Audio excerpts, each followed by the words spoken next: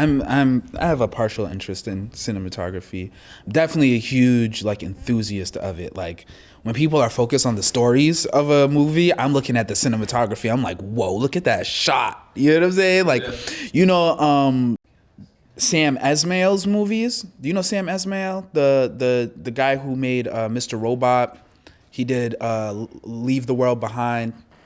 Oh, he did Leave the World Behind? Yeah, he did Leave the World Behind. His cinematography is magnificent. You know what I'm saying? And it's funny because everybody, especially, you know, all the like right wing people, but everybody in general was like, oh, it's the Obamas made like Leave the World Behind, da da da. And I'm like, yo, the Obamas sure may have been involved but yo, give Sam Esmail his credit. Sam Esmail, he makes incredible movies, incredible TV shows, and he's always dropping truth in his stuff. Like on like all the stuff that we're experiencing now with China, cryptocurrency, you know, what they call the deep state government, all that was all in Mr. Robot. And he started Mr. Robot, I think in like 2016, 2017. They were talking about all that stuff, you know. And so like when he did Leave the World Behind, it's like a logical spiritual like sequel to Mr. Robot in certain aspects, you know. But everybody's like, yeah, it's like they're dropping all these stuff because Barack Obama is telling, and I'm like, yo, believe me, like if Sam Esmail wasn't behind it, you would not have a movie like that. Period. If anything, they probably got involved like, yo, you're telling too much. Like if you want to do it, you got to tell it like this, you got to tell it like that. You know, that's usually when the CIA gets involved with like movies and things like that, you know, and government and whatnot. They're like, okay, you're telling too much truth. You're gonna have to tone that down, you know? And so it's like, that's what I feel like their involvement really was. I don't really feel like a lot of the truth telling. You can't give all that credit to the Obamas. Sam Esmail, he's been truth telling in all his movies from day one. Day one. Yeah, that's good. Yeah, I like him. I haven't seen Mr. Robot. Bro, you gotta watch Mr. Robot. Yeah. Yes, it's incredible. It's about a hacker who he has like and I don't think they diagnose him. He has like some type of like mental thing going on, but he's a genius at the same time. And so as he's dealing with his like mental trauma and conditions that he deals with, he has like a therapist that he sees and whatnot.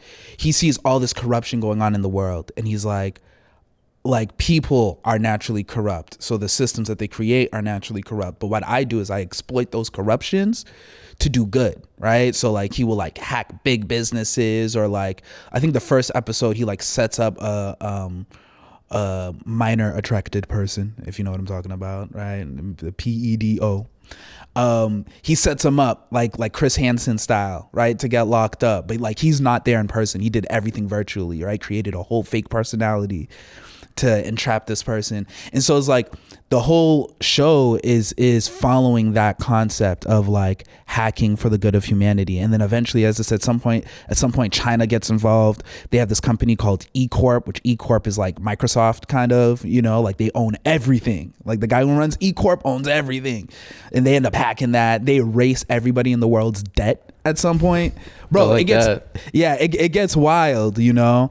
But then like the last season, and this happens with a lot of truth-telling shows, it got a little like just away from the main theme of it. Like it got super confusing, and it ended very anticlimactically. And I feel like that's because it really started getting too truthful, right? Like at a certain point, somebody in the government must have noticed, and they were like, nah, you can't do this. Like it's gonna end like this. Like he was just crazy the whole time. It was just all a dream. Like we're gonna end it like that, you know. That's a spoiler. You gotta say spoiler before that. Spoiler alert. Spoiler alert, you know. Yeah. So this is Talking Solutions, and I'm Jonathan Polyp Saffer. The reason Talking Solutions exists is because I truly believe that the solutions to our issues as a society, they exist. And all we need to do is bring together the people that A, believe the solutions are there, B, believe that that we can achieve those solutions, and then C, are willing to put in the effort to talk to people, talk to their state representatives, get involved, and also look at how to design a better system. Yeah. And we'll get into all that. Before we get started, I want to say thank you to our sponsor, our space sponsor, Nutter Law Firm. They're an awesome law firm, and they're a small business that cares about small businesses. So if you need legal help and you're in the Boston area, you can talk to Nutter. I think even if you're not in the Boston area, you can talk to Nutter. Yep, they got that uncommon law. Yeah, they take care of the uncommon law. Yeah. And Boulder Canyon, they're not a sponsor, but I want y'all to be a sponsor. You should sponsor because I talk about it. Like this guy right here, he's buying Boulder Canyon chips. I done ate the whole bag. I ate the whole bag. You know what I'm saying? Those chips are bomb. Yeah. And they're healthy and they fill you up and they have a certain to them. You know what I'm saying? You know what I'm saying? Like you can't do that with all food, but Boulder Canyon, you can't help but have that. Yeah. Oh man, I just looked at the ingredients and I'm actually a little bit sad because it says safflower oil. Dang. So they got y'all the supposed to just be avocado oil, man. I was speaking so highly of you, but their regular. This is their sea salt and cracked pepper. Yeah. Their regular sea salt. Just has avocado. It's just potatoes, avocado oil, and salt. So, sorry, Boulder. I still think you should be a sponsor of me and give me chips, and I'll give it to people. But I would just say, please, could you not have safflower oil? Could you not do that anymore? That'd be great. Yeah, man. They put the PFAS in everything, man. Why they gotta do that, everything. Man? And then they sell us Ozempic. Ozempic? Yeah, you know what Ozempic is? No. That's the weight loss drug. You never heard of Ozempic? I think I've seen it. Yeah, it's like the rave for in it. Hollywood. Yeah. Like every time you see a celebrity lose mad weight, whether it's like Oprah, like 50 Cent, a lot of times we are like, oh, they took Ozempic. You know what I'm saying? Yeah. But I find it interesting how it's that problem, reaction, solution, Hegelian dialectic. It's like, oh, we're going to give you PFATs, polyunsaturated fatty acids in your foods, right? We're eating them. We're not necessarily eating unhealthy. Boom, we blow up. And then it's like, oh, take this weight loss drug. Yeah, this will help you. Take this weight loss drug, right? Yeah. So some other sponsors that I would like to have is Sony. Sony, like you to sponsor me. Slick, Ben Rowe, Manfrotto, Nanlite. Nanlite would be great. Easy Glow. Are these real companies or are you Impact? You're just naming things. Matthews stands, that would be great. No, these are all. It's all the stuff I'm using. Sennheiser, okay. Sennheiser, Zoom. Zoom. You say you're for creatives. Shouts to Zoom. Help me. GVM, if you want. I got these GVM lights in the back. They're lighting us from the back. I've been trying to get at Shure. You know what I'm saying? Shure can hit me up. Yeah. Yeah, Shure. Definitely. Yeah, Shure, Rode. Like, you guys, Pig Hog, the cables. Yeah, and then V-Moda. Give me more headphones so everyone that is on my podcast can be wearing your headphones, and then they'll want to buy your headphones because they're awesome.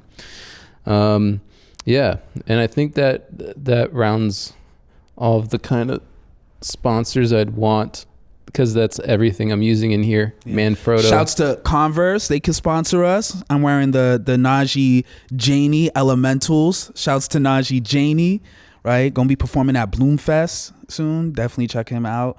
Yeah, man. Keep sponsoring Boston artists. I love it. That's right. Boston's where it's at. The topics that we're going to cover today are, they can be expansive. Yes. So we can talk about whatever we want, but we're going to start off with land access. Okay. Talk a little bit about prison reform. Nice. Talk about the education system, the future of education. I like that you put both of those side by side, because I was speaking about this recently. You know, a school to prison pipeline, all that real thing. Yeah. And AI, healthcare system. We'll talk about government, the governance, and stuff. And we'll talk about governments and, like, you know, maybe new governments, and then we'll talk about new governance. Yeah, new governance. Yeah, some new ways of doing it. And then we're going to talk about the healthcare system. Okay. So, so to get started, let's talk about land access. Okay. So, like the cost of living, the cost of housing is going up ridiculously. Yeah. Like, it's absolutely ridiculous. Unsustainable. Yeah. And like, I just saw it's like $3,000. They keep building luxury apartments. Yeah. What we need is affordable apartments. And the thing that I wonder about is, why can't we have just like, because like they're like, oh, a percentage, like 20% of them are affordable housing. Yeah. And I'm just like, all right, the fact that there is define affordable. Yeah. Define affordable. And that's all. It's affordable housing. How much you got to pay? $3,000 a month. What? Yeah. Like what do you? They have affordable, like, based off of a certain percentage of like AMI. Yeah. And so I saw, like, I was like going to sign up for affordable housing in Alston, and one of the places, like, it's waitlisted, and one of the places is like, you got to make $60,000 a year in order to be able to be eligible for this. And I'm just like, but isn't it supposed to be affordable housing? Yep. And the average national salary is $40,000, right? There you go. So it's like, what are you supposed to do? You're shutting out the average person, never mind the person who actually probably needs and seeks affordable housing. Yeah. And I'm pissed that they keep building luxury apartments, because it's like, we need affordable housing. And the other thing I think about when it comes to affordable housing is that if you're calling it affordable housing, then that means market rate is not affordable by definition. So they're telling on themselves. Yeah, exactly. They're telling themselves. They're like, hey, we'll build some affordable housing, so the rest is unaffordable, is what you're saying. Right? And it's like, what's the purpose then at that point? Yeah. Right? Who are you selling to? And that really makes a great point, because I saw a thing on Vice. It was an old Vice video, Vice News. And this woman, she went undercover as a billionaire, visited a lot of these high-rise luxury apartments.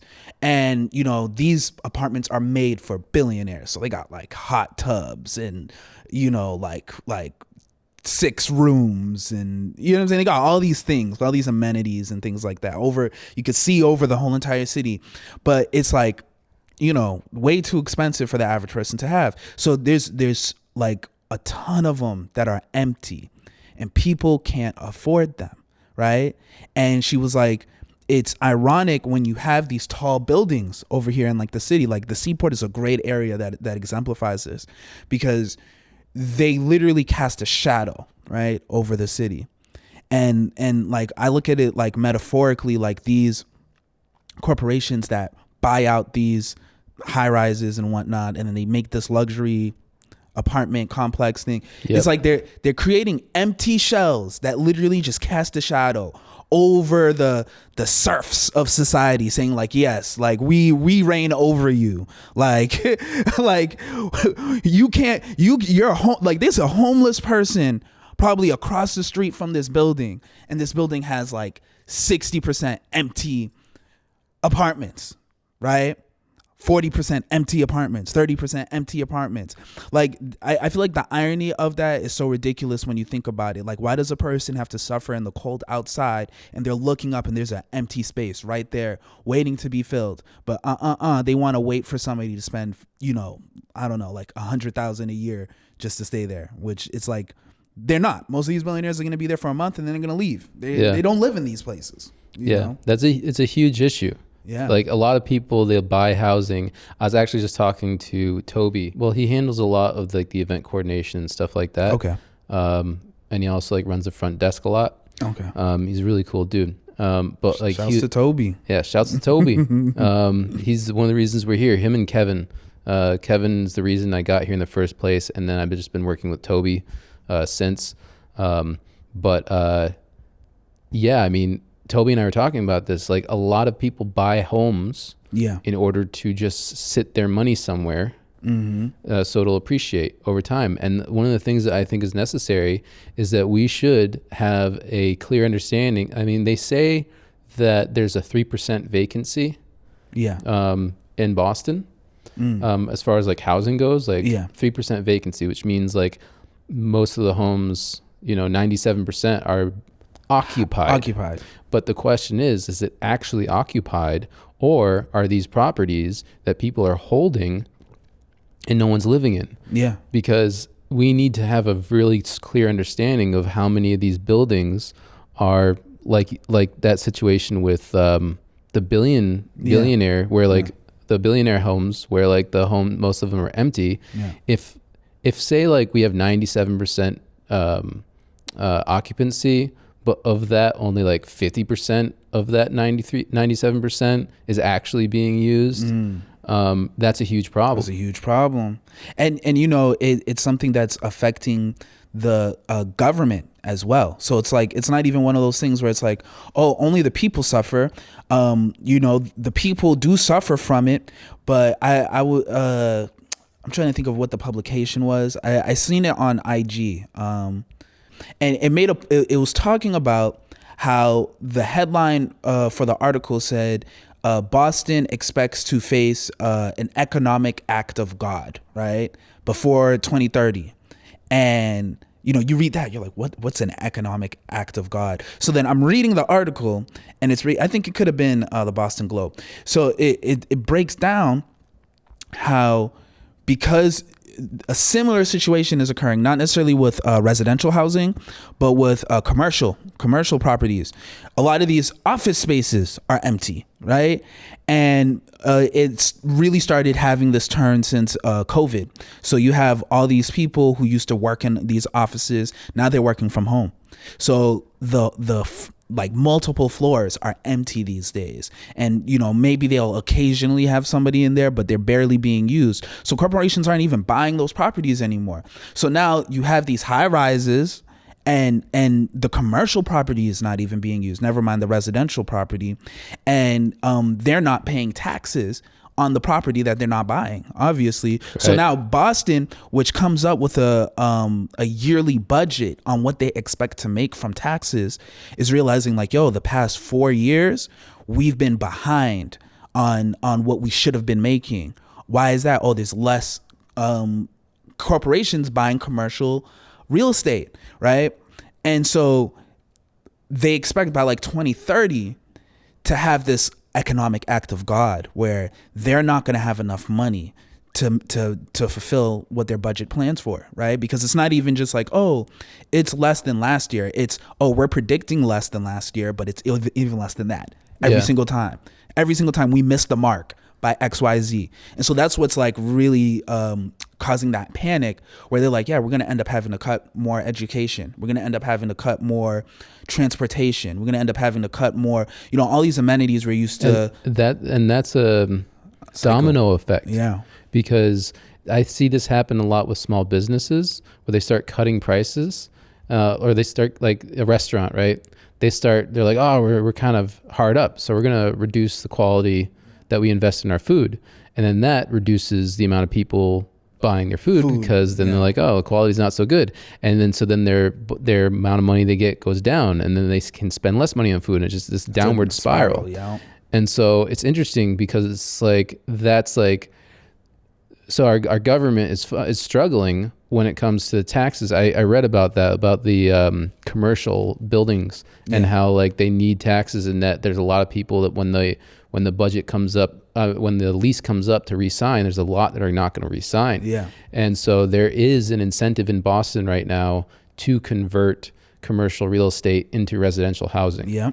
They get like a 30-year tax break or something like that. Yeah. I think that but nobody wants to buy these houses. Yeah. They're asking the younger generation, like the Gen Z, and they're like, we're planning on moving out of Boston as soon as we can. They don't even want to be here anymore. And then I saw a whole nother article that was talking about how black churches are leaving Boston, right? You had all these black churches that were historically here, but then their congregation is being priced out because of rent and things like that, and they can't afford rent, so they're moving out to other cities like Brockton, Abington, Everett, Malden, etc. And then on top of that, you have these new demographics coming in through gentrification, but they don't necessarily align with the black church, right? The culture of the black church. So they're like, yeah, like we're not having people here, and then we're paying $100,000 or more, right? Just to be here. They're like, it makes no sense. So the churches are shutting down and they're moving out.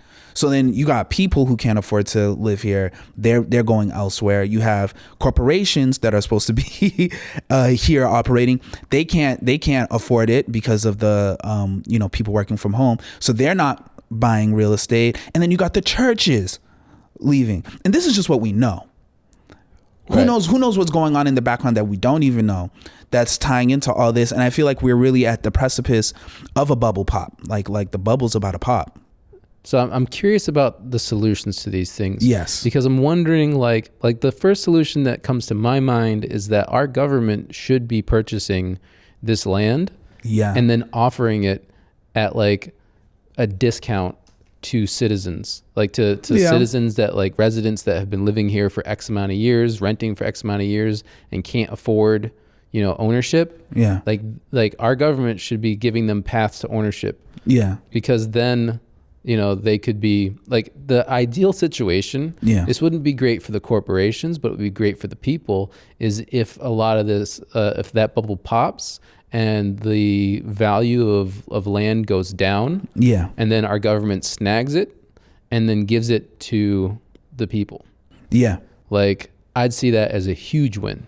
I agree with some of it. I think it's a great idea in theory. Where I disagree is on that solution particularly. The government corrupts. You know what I'm saying? Because the government has done that before, right? It's not like the government hasn't done that before. Government has done that before. Whether you look in the history of when, Massachusetts first started and they had head rights, and they didn't do it in the same way that they're doing it now, although albeit both ways are still immoral in their own respects. Back then, they were just taking it from the indigenous people, right? And they were like, if you bring me the scalp of an Indian and show me where their land is, that's yours, right? Put it in the paper. If nobody challenges it, it's yours. And they did that to take huge swaths of land historically. And then they did that again, like right before World War II and the civil rights movement and all that. They were giving people a whole bunch of housing through programs and things like that. That's how a lot of these suburbs got built and filled.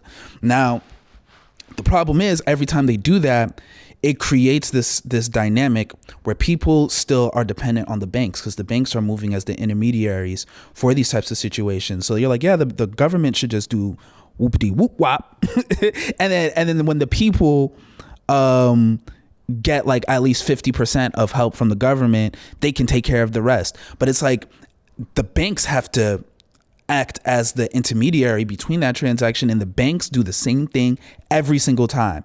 They're like, yeah, we'll do it now, but then we're going to make sure we have the advantage in the long term.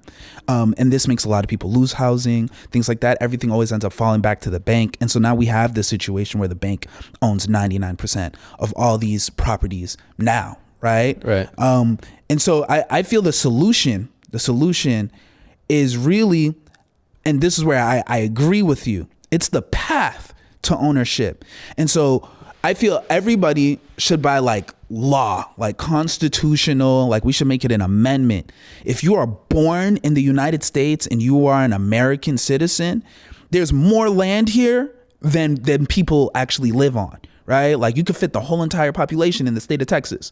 So everybody who is born here should be given a path to own land, and not in a sense of like, oh yeah, we're going to pay partial and then you owe the rest to the bank. But no, like, maybe set some other type of requirement, but it's not really based off of finances. It's, you were born here, you're going to get a house regardless. Right. I'm wondering, what, so like there's credit unions. Yes. and there's like alternatives to banks. Yeah. So when I say like I want our government to do this, I mean like, and we'll get to governance in a second. Yeah. But like we need to demand for a complete eradication of corruption. Yes. Like I hear people talk about, oh well, corruption's inevitable because people are greedy and all those kinds. I'm just like, no, like we don't have to accept corruption. We should demand that there's no corruption. And anytime we see it, that should be immediate. Like that person, that politician, or anybody involved in that. So the corporations, the CEOs, like their assets get seized and redistributed to the. I mean, that's a little extreme, but I do feel like it's less extreme than getting a guillotine. Yeah. Yeah. So it's like seize their assets, have them flip into the poorhouse, and then give their money, distribute it to the population. Yeah. And then people won't be corrupt anymore, because if the consequences are like you lose everything. But right, and this is where I understand people's criticisms of that. It's like all these things have to be definable. What is corruption? Yeah, exactly. What's corruption to me or you might be different than what's corruption to, say, Fidel Castro, right? And so this is what a lot of people are afraid of when it comes to the, words like seizing ownership and redistributing wealth and things like that. They start to think like, oh, that was what Stalin did. That was what Fidel did, right? And so it's like,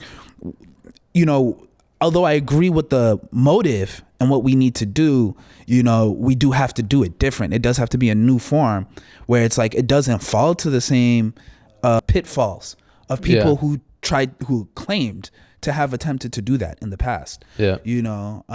I see one of the best ways, and I'm not one of those people who thinks like, oh, before colonialism everything was perfect. It wasn't, right? People had wars. People, they had slaves, all types of stuff before the first colonists showed up. And there's like tribalism before colonialism. However, they had dynamics that were still more attuned to nature, right? Yeah. And I feel nature has some of the best form of natural governance. It's called an ecosystem, right? Without intervention from an alien source, ecosystems have a balance. There's X amount of predator, Y amount of prey, you know what I'm saying? Z amount of resources for them to deal with, and it all balances out, right? And so you never have to have these things to fix what isn't broken. And you look at cultures like the Mississippians, you look at cultures like even the Wampanoag that were out here, and they didn't have too much imbalance because they were like, we're gonna just follow nature and it's gonna give back to us. We saw ourselves as a part of nature, whereas I look at what we have now and it's like we're fighting against nature.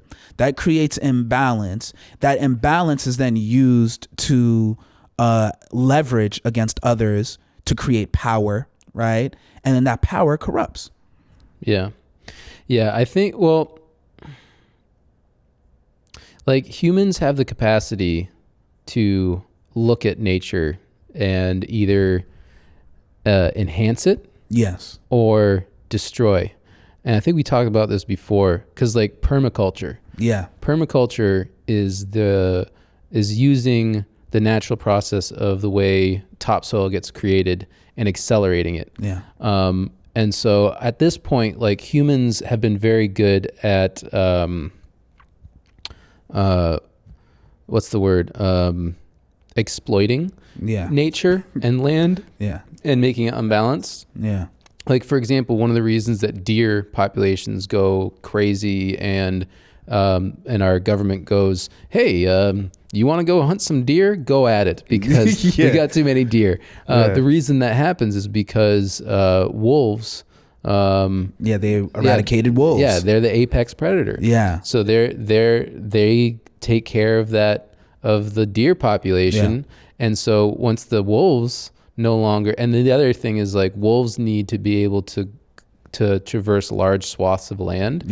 And once that gets cut up by, breaks of land, and they talk about nature corridors, so that animals can they can have a continuum. They can find their way and make their through without becoming roadkill. And also not ending up in people's backyards. So those are like, the solutions of like, and they talk about this in sustainability of like coming in balance with nature. And looking at nature as like, as the blueprint and going, all right, how can we improve this? How can we accelerate the benefit of nature? And how can we, reduce the negative impact? And so to go back to what we were talking about land and land distribution and ownership, and obviously we're not going to come to the solution today. But it sounds to me like, so the problem there, we'll wrap that up and move into government a little bit. So it sounds like the problem there is like people need access to land. People need to own land, and there should be a given right to anybody born in America to like there's a path towards land ownership for you. And like I like how countries like Israel do it for example, where it's like if they're like, hey, you can prove that you have Jewish ancestry, you can come out and live in Israel. You'll get citizenship. Sure, you may have to give some time to the military there, but we will do what we can to take care of you. Right? Not every country has that. And it's interesting that like you have a country like the United States, and this is people's, no matter what political spectrum you're on, this is people's biggest gripe with the government is like, you're always willing to take care of everybody except the American people. Like going in other countries. It's like, you need a bailout bank, we got you. You need some lobbying corporations. You can lobby some laws and we'll do it for you. Oh, you need some money, Ukraine, we got you. You need some money, Israel, we got you. American people, nah. Pick yourself up from the bootstraps. The economy is the best it's ever been. And it's like, no, you're gaslighting us at this point, and I feel another solution is like, and I said this on a post, I was commenting on Immortal Technique's post because he was talking about a similar situation. And I was like, how much do we truly want to be free if all we do is complain about the situation and don't do anything about it? Don't do anything about it. Yeah, we're just like, well, this sucks, and then we go home and do nothing. I mean, like, we need to be talking to, because like, so right now, and we'll talk about that with the government, but before we move on to that, talking about the issues, the pitfalls of like, if a bank is the one that's the intermediary, then it could lead the bank to owning the house. So we need to make sure that it's like a direct that there's like a direct line to the people, and that that there's no way that if they default on their payment for any period of time that anything happens. It's just like, nope, you just pause.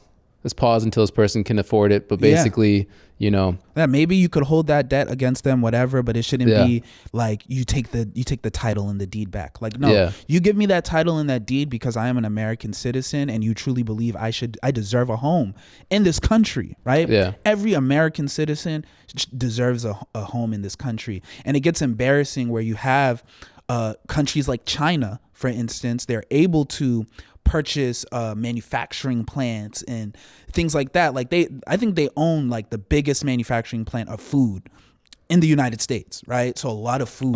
China buys stuff.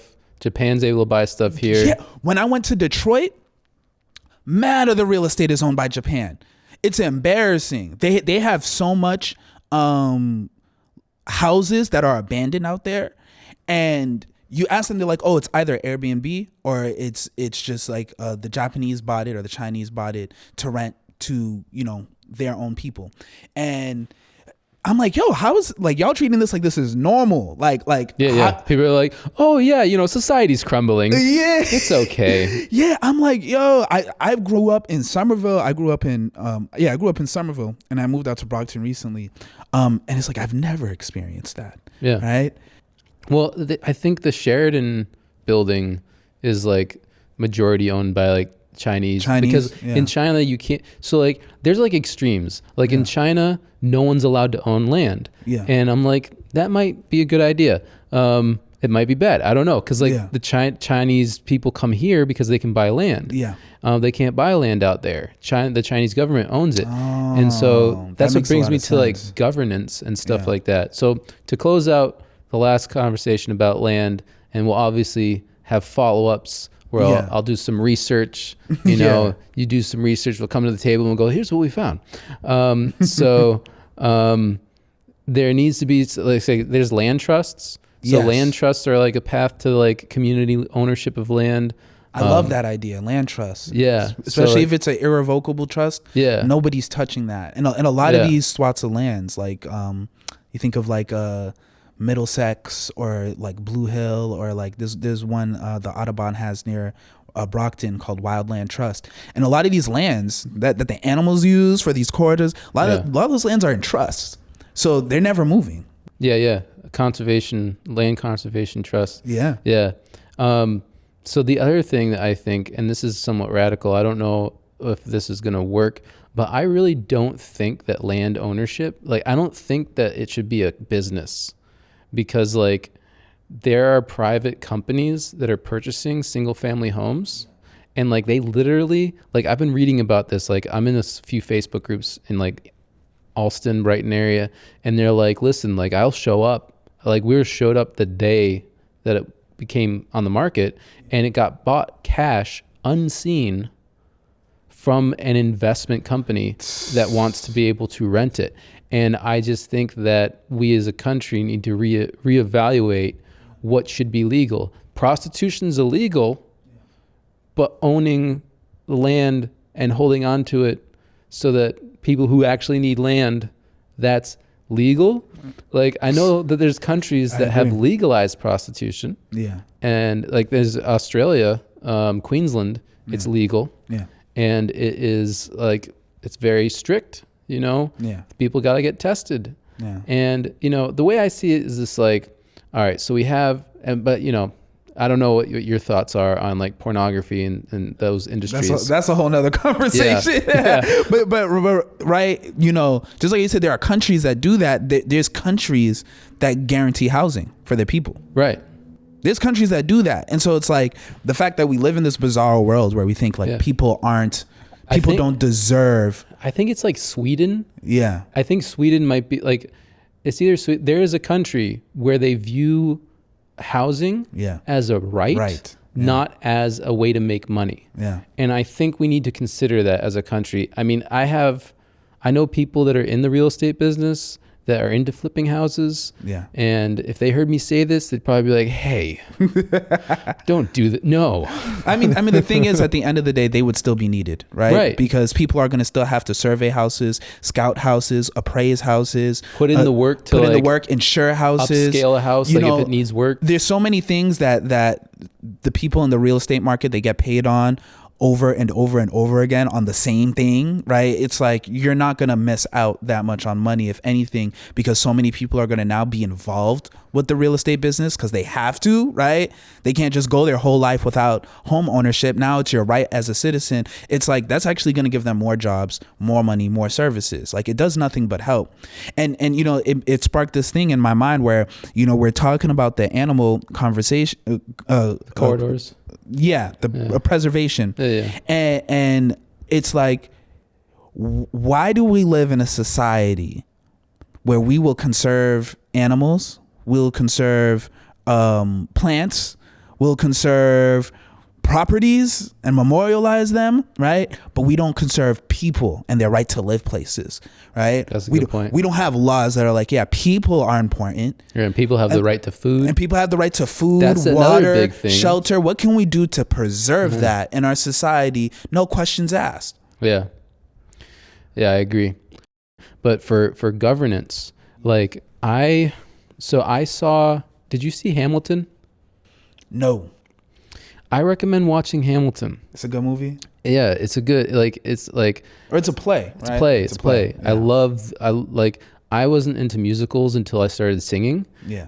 I've been singing for like 14 years. Nice. But I don't sing in front of people yet. Yeah, I was gonna say I gotta hear one of your songs. Yeah. Yeah. I'm gonna definitely get out there and go to some open mics. But and you play too, right? Yeah, I play a little bit. Yeah. Nice. So so I love music. I love creating music because I find that creating music is like it's like fiddling. Yeah. But productively. Yeah. Yeah. Because like instead of just being like tap tap tap tap, you got like, especially on a keyboard, you can just be like bing bing bing bing bing, and then just start making melodies, and it's fun. But that's a tangent. The Hamilton, the musical, is awesome. Like the music's awesome, and also the story of Hamilton and how this country was founded, I find very interesting. One of the songs is like, "Why do you write like you're running out of time, like you're running out of time, like you're running out of time?" And so Hamilton, he built our financial system. And now I do gotta watch it. Yeah, yeah. I didn't know that. Yeah. Yeah, you gotta watch it. Yeah. Because it's very interesting because it shows that this country was built by people that didn't know what to do. They just designed what they thought was the best. Yeah. And so I think that what we need to do now is to take a clear look. So I started like a few years ago before COVID, like 2018, 2019, I was looking into the Declaration of I created something called Declaration of Collaboration, but I was looking into the Declaration of Independence because I wanted to see how it was written. I wanted to see what they were talking about. And then, don't they have the real one in Boston? No? Or is that in Philly? It might be in Philly. Okay. Yeah. I'm interested in that, the Bill of Rights, the Constitution, because if we look at the founding documents of this country, it can give us an idea of like, how was it written? What did they, write about then? And then we can take a look at, all right, so if we could just imagine, like, tomorrow we wake up and there's no government. Yeah. We need to build something from the ground up. Yes. And the only thing that's gone is the government. Yeah. Everything else, all of our knowledge, all of our education, all of that information is still here. So, and all of the other governments are still here, and all of the history from our government is still at our hands. It just doesn't exist anymore, and we have to build something new. I'd be so excited. Yeah, like some people would go crazy though. Right. They would. Not everybody is ready for freedom, right? People talk about freedom. We learned that since we were born, but like not everybody. Some people like to have their hand held, right? Some people are like, I want to blame everything on Joe Biden, or I want to blame everything on Trump. If they're not there, I have to blame myself. And that's not easy. Personal responsibility. Yes, and accountability, right? And accountability. And having to look at ourselves as the people who have to get it done. I see the interesting thing with governance, right? And the language of documents like the Declaration of Independence, the Constitution, Bill of Rights, everything like that. These things are written in a very specific way, all the way down to the United States codes, the Universal Commercial Codes, the all these different things that these corporations and businesses follow. The banks follow, right? The SEC follows, right? These are the like foundations of our society, what we call money. The only reason we can even pull out a dollar bill and say, hey, this piece of paper is worth something, contrary to popular belief, it's not just because we literally, you believe in this dollar, so this dollar has value. It's like, no, somebody had to set up a system that everybody agreed on, was like, okay, when you write your signature on this, it becomes a security. And now that it's a security, you can trade it for a value that says, hey, this thing has value because I securitized this thing with my own signature. I said, hey, this thing is real, right? This is why we sign our checks, right? This is why we endorse things, right? We're saying, hey, here's proof that this thing is real. And that's what adds value to everything. When it comes to a check, it's our name. When it comes to federal notes, right? Federal Reserve notes, you're dealing with the Federal Reserve's signature. There's somebody who always has to sign these things and say, yes, this has value, right? And the only things that have intrinsic value are things like gold and silver. That's interesting. Right? And so it's like us being unaware of that. What about diamonds? Diamonds also intrinsic value. Kind of. It's like because we think it's valuable. Yes, it's valuable. Yes, because diamonds, the market had to be manipulated in a certain way for the value to go. It's like a false scarcity. I've seen commercials where this guy's like explaining that like Adam ruins everything. Yeah. Yeah, that's. I love that dude. Yeah. So like he's like got this skit where this guy is talking about the scarcity of diamonds. Meanwhile, diamonds are falling from the ceiling. And he's just like, yeah, diamonds are really hard to find. And then it's just like falling to the ceiling. And he's like, well, yeah, don't worry about that. Don't pay attention to that. You should buy this for your wife. and that's literally how they were sold to us. So it's like, when it comes to our own governance, 3 months we have to learn your salary. What? How much wedding ring? 3 months salary. 3 months salary. 3 months of your salary. Why? 3 months of your salary. And then 9 times out of 10, they don't even expect you to buy it outright. They want you to finance it. And boom, you're right back with the banks. Yeah. And so it's like, I see our way of self-governance is learning what the banks do. Like, we got to literally learn their whole language, right? Like you got to, like, my brother, he works for a bank. He's signing up for security classes and the stock exchange and learning how that works and whatnot. So he's learning the ins and outs of it. The ins and outs of it. But then it's like, why does he just have to be the one to do that as a banker, right? As a broker. Couldn't we? Right? We should all. That's one of that. those other things that everybody should know. Why was I in high school not learning taxes, not learning how to deal with the IRS, not learning what a security is, what a bond is? What financial foundation was I given? None. Right. And so this is why we find ourselves displaced, because we have an entire society ran by banks. It's not governed even literally by the politicians. The politicians get paid by the banks. And the laws are written in a way that we don't understand. Like if you read a contract, if you read like hereunto otherwise then hereafter therefore would know. I'm like, why can't you just say simple things? And certain words are capitalized, certain words aren't, right? Yeah. Like, herein afterwards also known as, like, people is always capitalized. When you're reading the Declaration of Independence, the Constitution, people is always capitalized. It's not the same as lowercase people. Interesting. Yeah. It's not the same. And you got to figure out what they mean. Do you know what other document does that people overlook all the time? The Bible. You open up the Bible, right? And you'll literally see random words like Lord is always capitalized, right? Holy Spirit always capitalized, right? When they sometimes use the word he, right? He will be capitalized. Like you'll notice certain words are Elohim capitalized, right? But sometimes they're words that like normally you wouldn't capitalize, right? But it's capitalized here. Why? Truth will be capitalized. Like, why is truth a noun in this case? That's what I'm looking for. I'm looking for the absolute truth. But so to conclude, the government, because we're going to shift from the government conversation into education, because I think it's very relevant. Yes. To because we got to learn the language. Exactly. So our government, it's our role. And so like, I notice you say the government. A lot of people say the government.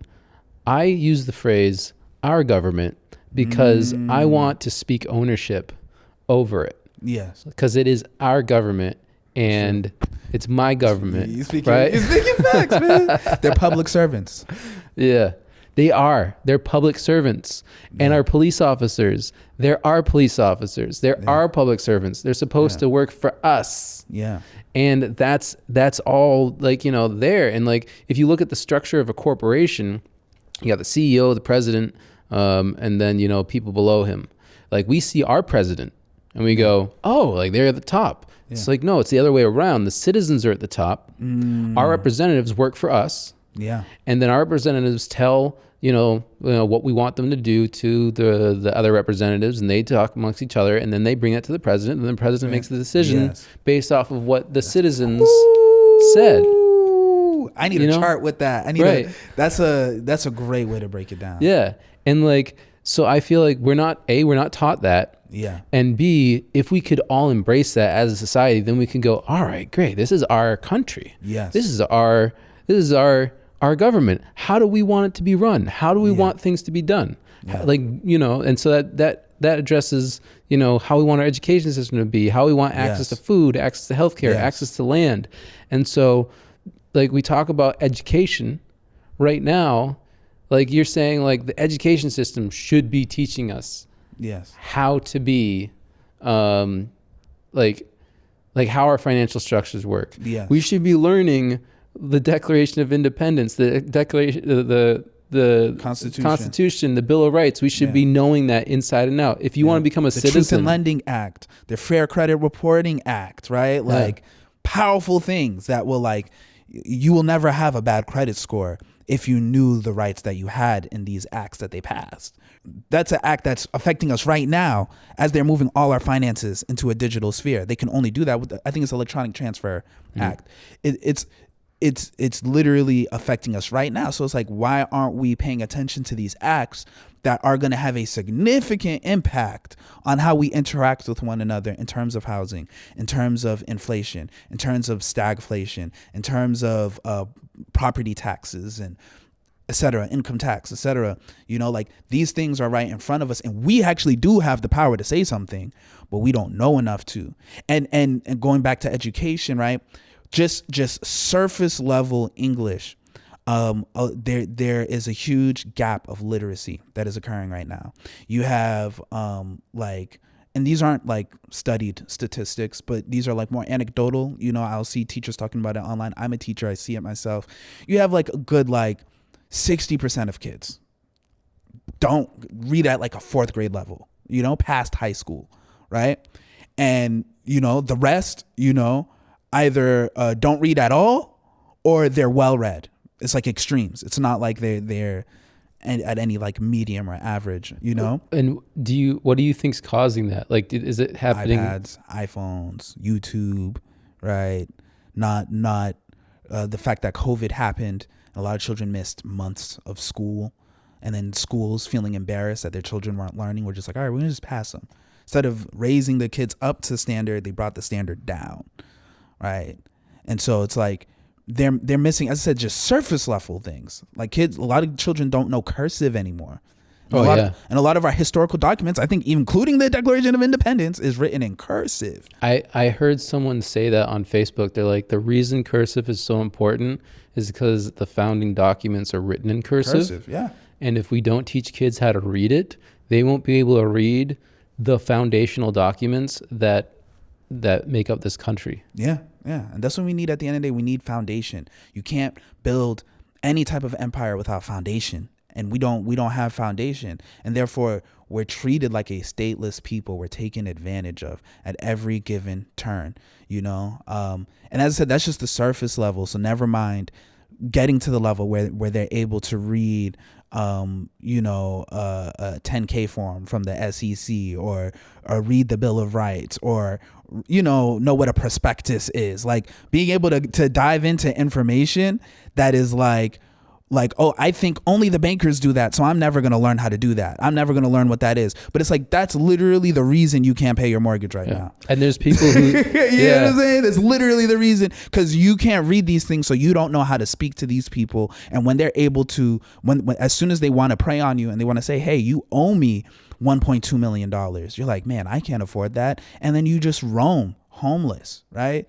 So do you think there's a solution to like... for people to learn these things? Yeah. I mean, I would say, you know, really dive into these financial books. Like I grew up hating math. I still to this day have a love-hate relationship with math. But it's funny because I love math. Really? Yeah. That's awesome. I love it. The reason I love math is because it has an answer. Yes. I was never much of a fan of English. Yeah. Because it's not subjective. It's not. English is subjective. Math is objective. Right. Yeah, so math is objective, where it's just like, all right, 2 + 2 is 4. Yeah. 4 times 4 is 16. Yeah. If you do 4 times 4 and it's 17, you know you're wrong. Yeah. But if you're like, so I think the meaning of this paper or this book I read was about cats not, you know, having access to enough healthcare, and they'd be like, no, bro, this is like Waldo Emerson. Where did you get that from? I'd never be that off. But you know what I mean? It's like, I like math, but you know, honestly, that interpretive nature is actually what draws me to math, believe it or not, because regular math is definitely just objective. Like that's how they taught it in school. But have you ever heard the dude Robert Edward Grant? No. Yeah, look him up. Fantastic dude. He'll, especially if you love math, he's gonna boggle your mind because he's one of those people. He deals with math, but he also deals with theoretical math. He deals with philosophy. He deals with the occult. He deals with history. All these things, and he like intersects all of them together. But his main thing is geometry. So he'll focus on the geometrical truths hidden behind everything, and he studies people like Da Vinci and whatnot. And I say all that to say that he talks about how math is philosophy in its nature and its core. Yeah. Right. It's how we calculate things that we can't see. Yeah, exactly. Like black holes and like. Yeah. I mean, it's how a lot of this foundational stuff that created our governments was even like, they're based on certain mathematical truths. Right. Yeah. So you're saying like you weren't that much into math growing up, and like what are you teaching yourself that you think other people should be learning about to give them a better foundational knowledge of the finance system, or like how to navigate it? So read contracts, first of all. Like just start reading those things. Yeah, just start reading them. The user agreements. The user agreements, like, the terms and conditions. And you look at like, no, just agree. Yeah. But read it. You got to read it. When you get a car note, you better read that whole contract before you sign it. Know that you can actually, contracts are a negotiation. They're a two-party. It's a two-way street. People will get a contract sometimes and they think it's either I like it or I don't. And if I don't like it, I might miss this opportunity. No, it's a negotiation. You can redline things you don't like in the contract. You can put what you want in there, and then they have to be like, okay, I agree or I don't agree. But you can shift a lot of these things in your favor, just doing something as simple as that, and not just for contracts like a car note. I think the reason people don't do that is because when it comes to software licensing, like in user agreements, we can't. But you still can. Yes, you can. You can. Right? That's when you got to start using the mail system, right? The snail mail, right? Okay. You got to print out that user agreement. You got to mail it out to the company that made it. You got to put your changes in there and then, have them sign to that. Because now you're making that contract with them and they sign that, then they have to abide by that. Interesting. So you can actually change those user agreements. Every contract, every contract. Okay. Every contract, right? We're in uncommon law right now, right? Shout out to Nutter, right? That's the uncommon law. That's the common law, really. That's how common law works. But it's like, that's the uncommon law because now these people don't do that, right? People don't realize every contract agreement is negotiable. You seen that Black Mirror episode? Man, what was it called? It was the one where that woman, she was in Netflix. Well, their version of Netflix, right? And it was a show about her. Yeah. And then she was like, how'd they get my likeness and image? And it's like, oh, actually, right here. Yeah, when you did the terms. Yeah. And it's like, we're so deep into that right now. Like, everybody, we're so deep into that. And that's why we can't afford anything, because we've literally signed contracts that said like, hey, I'm willing to give you everything I'm worth. And I'm willing to be in debt to you on top of that, which if you look at the whole history of this country, it's literally how this country was founded. People like Benjamin Franklin, I think even Hamilton, believe it or not, I have to go back and check Hamilton to be 100% sure, but I'm pretty sure Hamilton too. These people came as indentured servants. They were under indentured servitude for portions of their life. And then they had to work to pay off those debts. Then they stayed here. That's how a lot of the Puritans came here, so on and so forth. That's how Elon Musk wants to populate Mars. He's just like indentured servitude. Indentured servitude. Yeah, it's like slavery. Yeah, yeah. It's really what it is. It's really what it is. Yeah, right. Yeah, modern day slavery, and it's just like, it's just not right. And like I see people like Elon Musk and Jeff Bezos, Mark Zuckerberg, like they're doing like what they know, what they think is best. But I don't think any of them are really paying attention to like, all right, if we empower every single person on this planet to no longer want for anything, we're going to have a like cultural and creative renaissance that has never before been seen in the history of humanity. We've never seen what it looks like. Yeah. And like, so I want to see that so bad because I'm like, all right, so we have wars going on and there's like And inside of our own country, we've got division, and we've got us versus them, and we got the Republicans versus the Democrats. And I'm on Facebook way too much because I'm not like scrolling through for like the dopamine hit. I'm scrolling through the comments to see what are people saying to each other. And it'll drive you mad. It drives me mad, bro. It'll drive you mad. Because I'm reading through it. I'm just like, how can you think that way? How can you think that way? And then I'm just like reading it back and forth. I'm like, God, this is ridiculous. I feel like man is not fully ready to know what everybody's thinking. And social media is getting us closer and closer to having that, where we know what everybody thinks. Like, right, you're a cool guy, right? Me and you, we have a good rapport. If I go home tonight and then I check your Facebook and then you're like, yeah, you know, isn't this 14-year-old so hot? I'm like, bro, what are you... Oh my God, this is what Jonathan's thinking, right? And so now suddenly my perception of you changes. But that's good though. I mean, that's good to an extent. Good. Yeah, I use like, an extreme. If you're like, oh, this guy likes 14-year-olds, like then that should be like, you should be like, I dodged the bullet, bro. That's not cool. but certain things are petty, right, and trivial. Yeah. Oh, you like Pepsi instead of Coke? I can't hang out with you, right? And it does get to that trivialness. I think that's the thing point. about. People should be like, there's certain things that people should accept of others in their differences. And like, cause I make that exact example. It's like, if you like chocolate and I don't like chocolate, it's all right. When we have dessert, you have your chocolate, I'll have, anything not chocolate, but I also love chocolate. So everything will be fine. But like, people being like, oh, I think this politician should be in versus that politician. And it's like, well, if this politician stands for the eradication, like, I think if someone's opinion is the eradication of other people's rights, that is not a difference that we should stand by and go, oh, yeah, it's all right. But I think for the most part, like taste and stuff, because like I see people post on Facebook and somebody's like, this movie was shit. Another person's like, oh, I love this movie. And like, one person might be like, how could you love this movie? You must be a terrible, dumb person. And it's just like, that's not like the case. It's just a movie. It's just a movie. But like somebody who's just like, oh, I like this politician because they're going to eradicate people's rights to their bodies. Be like, well, no, that's not right. And I feel like there's been this thing about like the being intolerant of intolerance, and that it's very important to a free society. That we do not like that. It's this paradox of tolerance. That if you tolerate hate speech, then you allow this festering disease to spread. But if you shut it down and you go, no, this is not right, and I'm going to stand up against this, then because like that's what happened when Hitler took power. People were tolerant of the intolerance and him being like, these people suck and those people suck, and people were like, okay, but can you please just calm down a little bit? All right, no, he's gonna keep going. Okay, it's all right.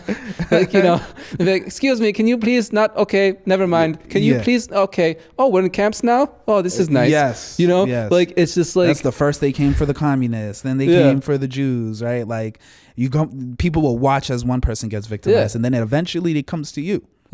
And so it's just like, I feel like, like you said, like people aren't ready to see what other people's thoughts, because if you know everyone's thoughts, then all of a sudden you see the truth. But like go back to what I was saying earlier. It's gonna make you look at people different.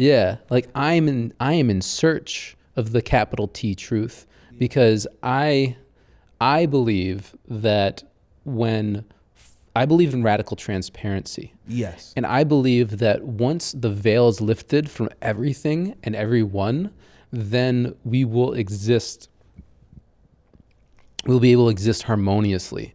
Because until that day, people will be able to lie to you. They'll be able to manipulate you. They'll be able to be like, oh man, I thought you didn't like 14-year-olds. Well, but now where I will, I'll ask you this question, like, because radical transparency kind of meets kind of opposes the whole idea of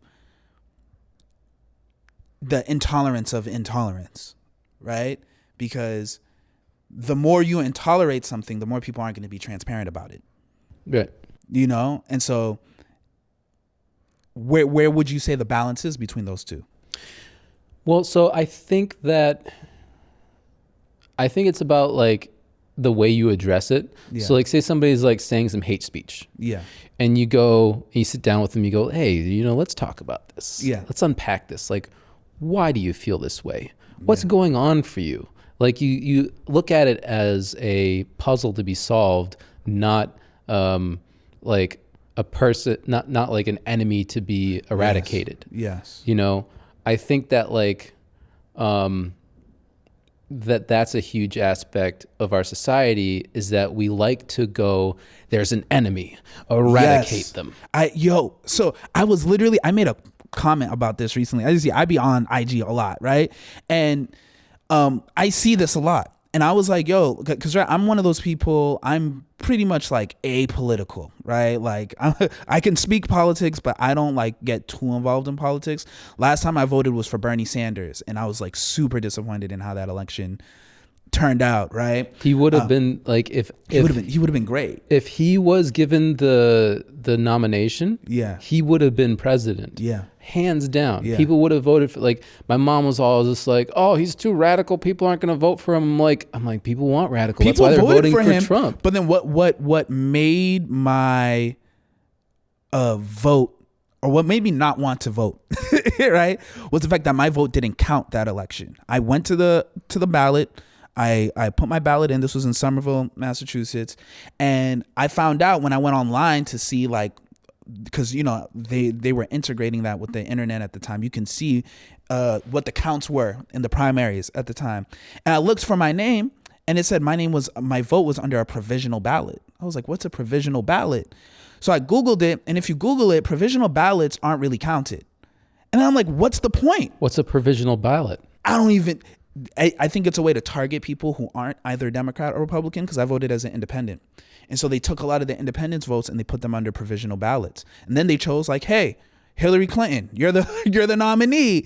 And I was like, yo, like, this is crazy, because I didn't know one person that year who was like, I'm voting Hillary. Yeah. Everybody was like, I'm voting Bernie, right? Yeah.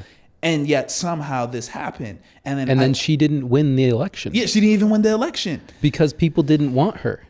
They wanted Bernie. Yeah, you know what I'm saying? And my mom's like, oh no, we need a more rational mind. I'm like, I think Obama was the last time, like, the people actually aligned with a candidate that they actually wanted. And then it ends up I voted for Obama. Yeah, I didn't know that he was perpetuating war. Yeah. And like occupation of other countries, foreign occupation of other countries. I voted for him the first time, did not vote for him the second time. Yeah. I was like, I'm good. I was like, oh no.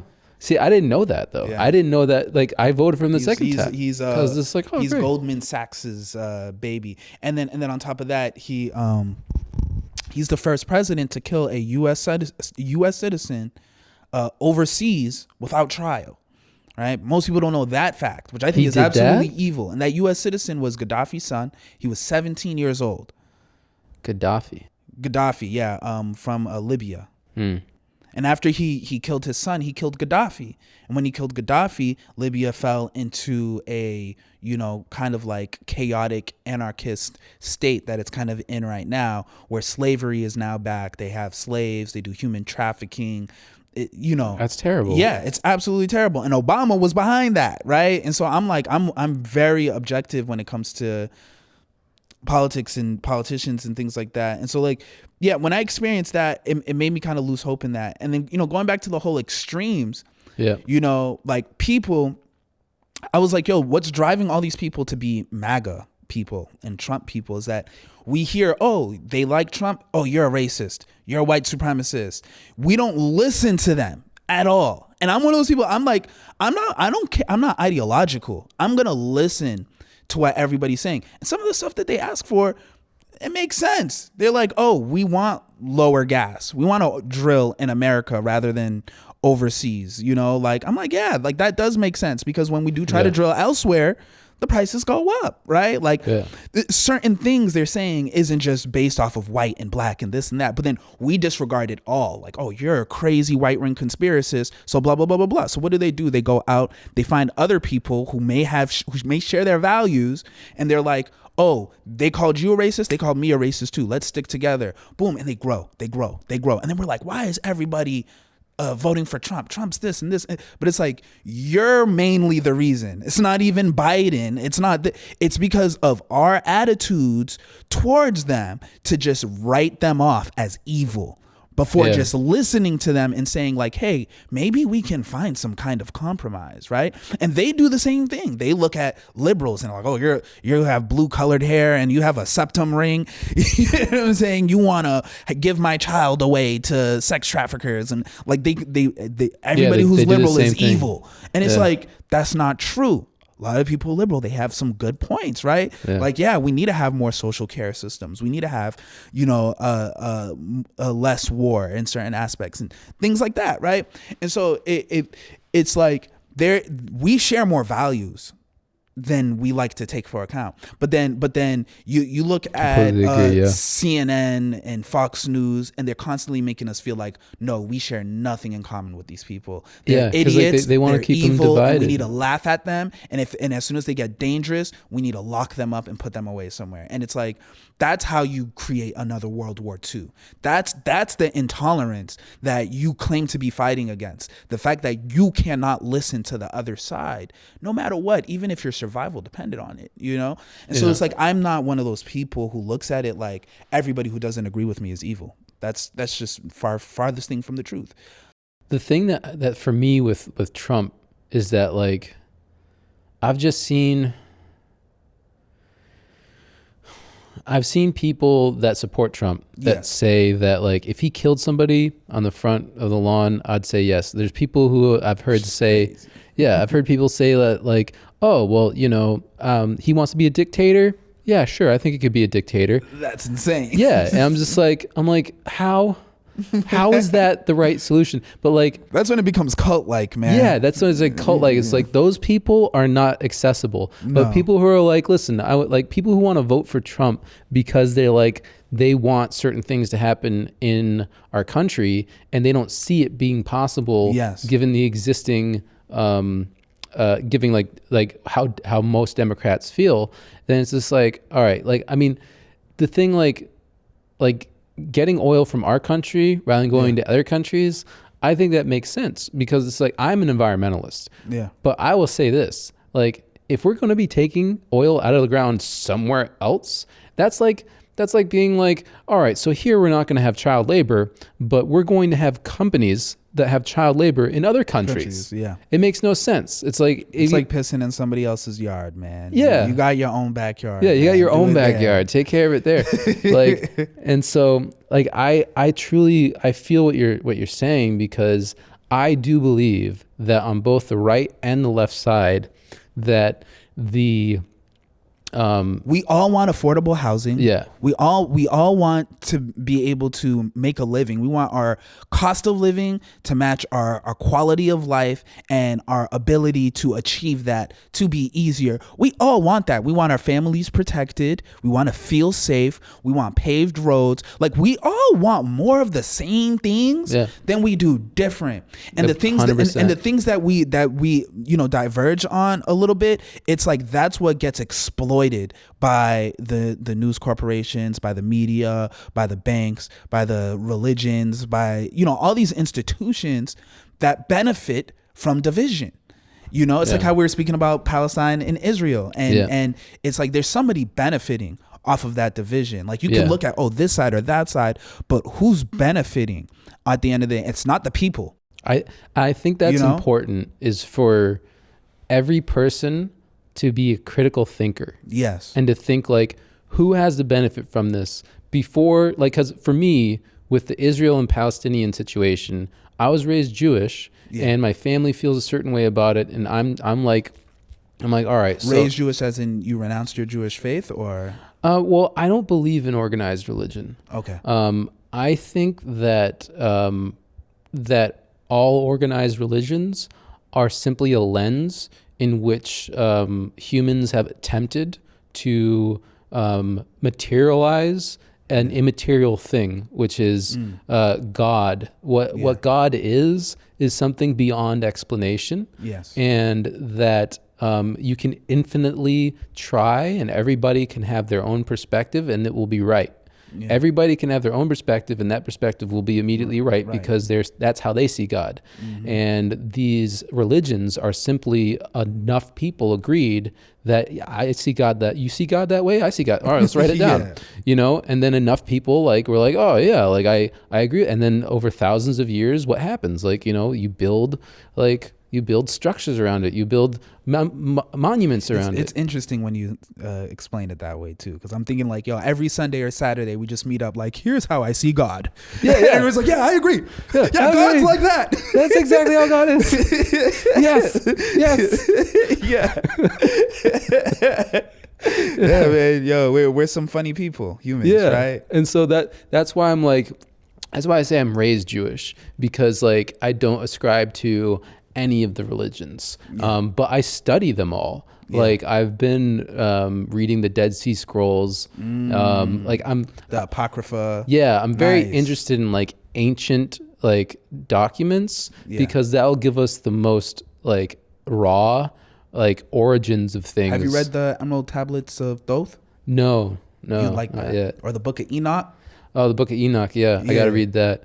Yeah, and so that's what I'm interested in. I'm interested in that stuff because then I can get an understanding of where we came from and how we got to where we are. Because that's where it goes to a deeper level, and it does explain those things. It speaks about the foundations of this multiverse, beings coming from other planets or the heavens here and bestowing technology and language here and why they did it. And, they even predict the corruption that we're facing today. It was all this is going to happen. They knew it all the way back then.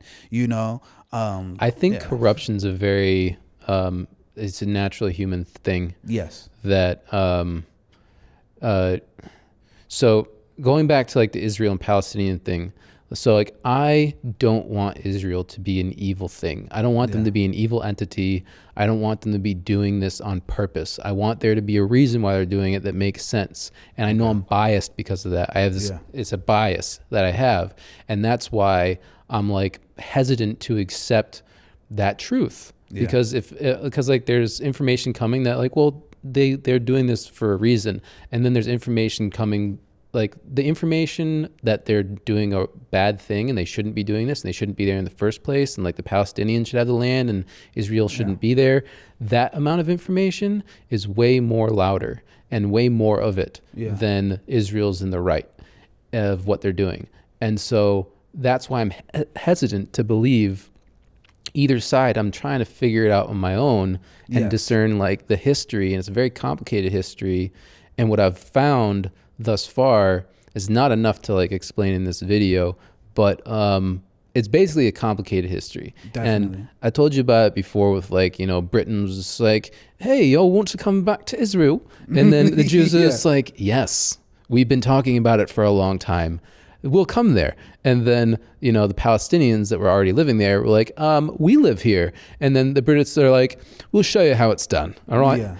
And then, they started wiping out Palestinians' homes, and then, putting Jews in them. But it's more complicated than that. And I definitely don't want to say that's all that's happened, because I don't know. But and it's a complicated history. I don't know how many times I can say complicated in one. Yeah, but it's one of those things, right? His story. Yeah. It's a story. It's a narrative at the end of the day. And Israel's story and Israel's narrative, Israel's the hero. Yeah, and then Palestine's story and they're the heroes, right? And then it's who is the true villain? Is there an objective villain? Well, is there an objective good or an objective bad? And I tell you what I've found though. Yeah. What I've found is that there are lies being told by the Free Palestinian movement. Because I read, they show this thing from this woman that says the interview. In the interview, she said, "Oh, the Hamas were protecting us from our own bombs," and they used that quote. I read the full interview. Yeah, she goes on to explain how other hostages were being sexually abused and mistreated.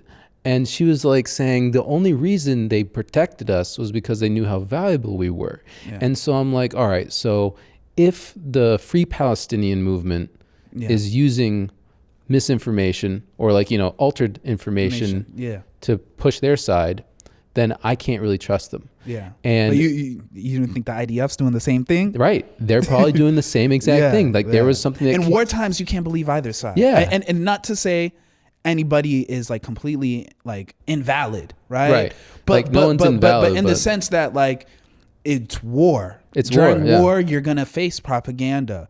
Certain people are going to have agendas. And it doesn't even have to be somebody who's essentially pro-Palestinian for them to propagate Palestinian propaganda for whatever they want to do. Or somebody who's pro-Israel to pass around pro-Israeli propaganda. We're in the United States. The United States is more of an ally of Israel than it is of Palestine in every way, shape, and form, right? You look into that and the rabbit hole goes deep, right? Israel has access to our water systems, our electricity systems, our Congress, our House of Representatives, so how can you say that we don't have a bias here in terms of the information we gain pertaining to Israel? Granted, if you have eyes that can see, like we're definitely inundated with Israeli propaganda, right? Probably infinitely more than Palestinian. However, my news feed is a little different. It's a little different. I'm inundated with Palestinian propaganda, but that's also because the people I'm connected, like I have friends that are like pro-Palestinian. Even though like he has a Jewish name and he's pro-Palestinian, which I don't understand. But I guess like the thing is, I am anti-genocide. I am anti-children dying and being like bombed. And like I think everyone can say that. And like be in agreement that this should not be happening. We should not be having children being bombed because of the decision of a radical group. And I don't know what the solution is. I don't know if it can stop, but I do know this: Hamas is still lobbing rockets into Israel. And if Hamas would stop lobbing rockets, then Israel could stop attacking. Who made the rockets? That's what we got to figure out. Who made the guns? So who's Hamas is getting funded by, I believe, Iran. And Israel's being funded by the U.S. And so basically, and like this is something that was brought up. And then to be funded, what has to happen? A bank has to be involved, right? And then so you got to start to look at, okay, like what banks are financing this? Are they financing both sides? Because there are historical moments where banks have funded both sides, right?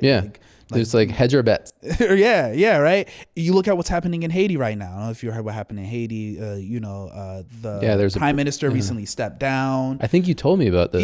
This is dude Barbecue. He's literally like, he's running Haiti now. He's the most powerful person in Haiti. And they like to call his group a gang. I like to stay away from that because it's a little racially motivated in my opinion. You know? Everything related to black people is gangs, right? If it's Middle Eastern people, they're terrorists. If you know what I'm saying? Like, and it's just like a bunch of Middle Eastern people start getting together and be like, guys, I think there's terrorists out there. You know what I'm saying? It's like the only people that can have a respectable organization of resistance is Europeans and Americans. And it's like, no, that's just not true, right? However you agree or disagree with that group and what they're doing in Haiti, I don't agree with calling them a gang. They released a bunch of people from prison, right? They're just like, hey, I think it was like 400 to 4,000, something like that. It was like, do you guys want to be free? Join us. That's a good solution if you want to get a lot of people. Right? But then, what guns are they using? They're using a lot of American guns. And people are like, wait, we don't manufacture these guns in Haiti. So who are the Americans supplying these guns? What ports are they going through? What families are running these ports? These are the people who benefit from the chaos and the turmoil that's happening in Haiti. And so it's like, you really follow the money every single time. You're going to find the person who's actually instigating the situation. They're going to make you want to listen to stories, follow narratives, get a message, right? There's actually a great video I watched recently. I told you about it. I was watching Diary of a CEO. I watched it. And the one with the CIA guy on there, right? And he spoke exactly about what we were talking about. He was like narratives move people, wars. But he was like, the message is the foundation of the narrative. And if they give you a message, then that message is going to have everything that they want you to do in it. And all they got to do is keep telling the story based off that message, and they'll move people towards it. Right. And then you told me the message that they give to Israelis, right? It was if Palestine drops their guns, there will be peace. If Israel drops their guns, there will be no Israel. Yes. Right? That's the message. That's the message. Then you build the story around it. But it's then people are willing to die for it. It's true. Like the Palestinians, like at least Hamas. Yes. I don't know about all of the Palestinians, but Hamas, they don't want there to be an Israel. Yes. Now, Netanyahu doesn't want there to be a Palestine. Yes. And so there's no, like, you got one side being like, well, you can't exist. The other side's like, well, you can't exist. And it's just like, this is never going to resolve. It's not supposed to. Yeah. And like, so in the Diary of the CEO, the CIA guy, he talked about proxy wars. He talked about how like that we even though we don't feel it, we're in World War III. Yes. Already, because all these countries that have the civil unrest are being funded by other countries that are, those countries are against each other, but instead of being like it's just like the Cold War. Instead of them attacking each other, they're just like, hey, so we're gonna take our money, we're gonna give them to your group attack that group, and that group's with that other country. It's like Russia versus Ukraine. Like that's just NATO versus Russia. That's really all it is. Yeah. And like it's at this point where I just really feel like everybody who wants to get involved in actively participating in the local and international like relations they should call their representatives, and there's websites where you can go to find your state rep, you can find your local city council. People should be getting involved. People should be knowing who they are, and they should know you. Like they should be like, oh, hey, Terry, yes, I know we talked about that last week, I'm on it. Like they should be representing us. They should be doing what we ask them to do. You know what we need more of, though? We need incentives, right? And I feel incentives are given to every other sector that deals with government, that deals with politics, but the people aren't given incentives, right? Maybe during election year, we might get a carrot dangled. Hey, you want to discharge your student loans? We'll forgive your student loans. Oh, right. Hey, you want reparations? Let's talk about reparations. Then they get voted in and nothing changes. Nothing happens. And then we're like, why did I participate in this? Why did I call out of work to go, advocate for this candidate? And this candidate gave nothing back to me, right? Like, I also think about that in the sense that, like, I don't think that our interaction with our government should be once a year. And I also don't think that their ability to get voted in or out should happen once a year, and in some cases once every several years. Yeah. I think that if you were at your job and you ran in and started just lighting firecrackers off everywhere, they wouldn't be like, oh, damn, I guess we got to wait a year. They'd be like, let's stop him right now.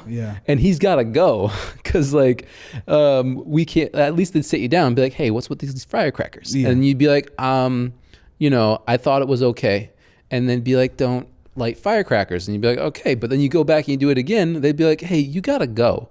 And I think we need the same level of accountability to our political people. Like people in political positions. We should be able to go at any point, emergency citizen vote. We are voting you out, and the person that was the second runner-up in the vote, get your position. There was a town where they did that. Was it in, I think it was like Illinois. I think it was a city in Illinois. All the people got together. Or it might have been Michigan. Everybody got together. The whole entire, it was a small city though. But I think like 150 people got together and they were like, we want to vote out the whole city government. Wow. They all lost their jobs. And then the people made an election amongst themselves and voted new members to run the whole city. There you go. Right? Because they wanted to bring a corporation in to do a development that they didn't want. They were like, no, we don't want this corporation here doing their development. It's going to pollute our land, et cetera, et cetera. The politicians weren't listening to them, and they voted them all out. I love that. Yeah, right. That's exactly what we need. Yeah, as we need that. We need everybody in our society to be aware of how to do that, and things will change. Yeah, because we truly have this idea that things will never change, and that's not true. It really comes down to us wanting to change. It starts with us. But also knowing that like sometimes we don't have to ask our representative, right? Asking our representative is cool for certain things, but sometimes it's like what you want your representative to do, how can you do that yourself? what hinders you from getting the right people together, the right capital together, the right resources together, and figuring out how can I accomplish what I was going to ask my representative to do, right? Because when people just start doing things faster than they can make laws to stop you, they can't stop you, right? And then eventually you have enough power, you have enough leverage as a people or an organization to then, leverage against politicians who may or may not be against what you're doing or right. may try to stop you or whatever. You gain more power, right? That's how that 150 group of people came together and they're like, you know what? Let's just do it ourselves. And then they fired the whole thing and then they did it themselves. And it's like, yo, we can do that. We can do that. And it's going to eventually get to that. And I feel a lot of these things that we talk about that are issues or problems, it's really just part of a natural pathway of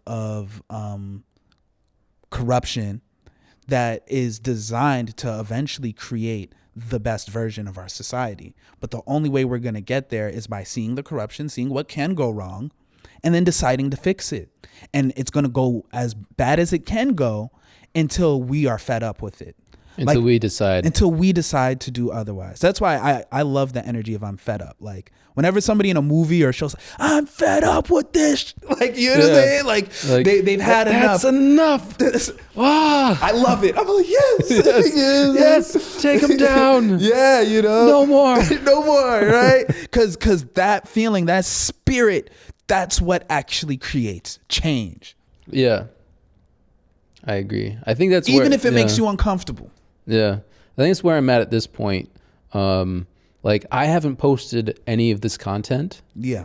And I find myself just cycling through like a state of depression because I see where the world's at. Yes. And I'm like, well, I watched John Oliver and I watched Jon Stewart. Yes. And shouts to Jon Stewart. I love that guy. Yeah, I love that guy, man. Yeah. And they're one of my already favorite people. They're talking about the same stuff. Yeah, like he went out there and he got active. Like he was at like. And I love how he speaks about the Israel-Palestine situation. Yeah. He's one of the best people who navigates that with tact and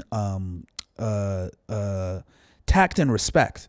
In a way where you can hear it and he's like, okay, yeah, he's Jewish, but he sympathizes with the other side as well. Yeah. And then at the same time, he knows how to criticize Israel without being anti-Semitic, right? And it's like that type of middle groundness. He sees the value of both sides, and he knows how to make both sides share values, and that can be done across the board, whether you're black versus white, Republican versus Democrat. This is how the people actually come together. We really do have to see shared values. So that's why I really like Jon Stewart. I'm glad he's back too. Like that's so cool. Yeah. Yeah. And I feel like, they're already out there talking about these messages. Yeah. So I'm like, what's the point of me putting out more of the same stuff if it's not effective for what they're doing? What they're doing is not enough. No, you gotta, man. How is this? You gotta. Yeah. Every piece of content helps, man. Every piece of content, and it's like little beads of like hitting against an armor. And there's a quote that I live by, right, from Mos Def, Yasin Bey, right, from Black Star, and it's from a song called "Thieves in the Night." And his line is, "I give a damn if any man recall my legacy. I'm trying to live my life in the sight of God's memory," right? And when you live in the sight of God's memory, right, the ethereal being that's beyond all this, then all that stuff doesn't matter. Oh yeah, like this is not going to count. Nobody's going to see this, or these people are doing what I'm doing and it's not work. No, do it. Put it out there. God sees it. This is why, as I said, corruption exists. Corruption exists so we can correct it. Mm-hmm. Corrupt and correct, very similar words, right? Because one begets the other, right? And when we're dealing with this society, we need that content of our critiques of this corruption and correction. How are we going to do this? What needs to be changed? What needs to be fixed? As long as we continue to put that out there and we communicate with each other, then we grow more sophisticated as a society. We actually are able to fix things and heal and go in a certain direction. The more we hold it back, and this is the biggest problem people have across the board, whether you deal with podcasts, music, art, people don't display their art, they don't distribute their art, they don't show their art, right? Like I do sync licensing, right? And there was a statistic I learned about when I was doing it, and it was like 12%. There are 80 million producers in the world, and 12% of those producers ever release anything. Oh wow, 12%, right? And and then yet you have all these like and it goes on to say that like, you know, you have over 800 channels on cable television, and then each of those channels have 60 to 80 programs on it, and then each of those programs have 60 to 80 songs per episode. So there's more of a demand for producers than there are producers actually producing. And so that shows you like, whoa, like I just got to do it. Like, why am I sitting here, right? Yeah. But it's like that with life, everything. Like you may think, oh, Jon Stewart's talking about it and nobody's listening. Oh man, he's one guy, man. We need 1,000, we need 1 million Jonathans, right? It's funny, John, right? Yeah. But we need 1 million to actually get something done. We need 40 million to actually get something done. 250 million to actually, so everybody has to feel like, yeah, it's my duty, right? Like they have a duty for us. Yeah, their duty is to give us shelter or give us water, or, you know, things that we're talking about too. But our duty is to be able to speak on it, put it out there, have our views heard, right? Document our views, learn how to document them, turn them into contracts with our governments. Yes. So our government now has to abide by these contracts. This is the contract of how we want you to operate with us. That's where it starts, man. Yeah. And we have the power to do that now. Yeah. You know what I'm saying? Like every day I'm learning more and more how to do this and how and be able to speak the same language they do, because once you know that, then you can the same discussion we're having here, you can have that with them, but it will be in a contractual way. And once they agree and you agree, they can't budge. Right. Then it's like it's done. And if they do, then you're rich. You're rich. You're making money. Yeah. Yeah. Yeah. I like that. So we talked about land access. We talked about government. Yep. We talked about education. Yep. We talked about, the divisiveness. We talked about like the importance of people coming together. So important. And how to like take ownership of the legal system and learn for yourself. Yes. How to make. We shouldn't be depending on. Yeah. Well, unless it's Nutter, right? Unless it's Nutter law, then you depend on your lawyers, right? That's right. But conventionally, it should be a collaboration. Exactly. It should be like, hey, this is what I know, and you write it up to a certain point. And honestly, your lawyers might appreciate that. Yeah. They might like, wait, hold on, my client actually read the contract. And they know the legal codes and the because that's what it should be. It should be that you're hiring the person to go and take. And it's like, listen, like, I got my job, I got things I got to do, but I read the contract. Here's my notes. Go and make it better for me. Yes.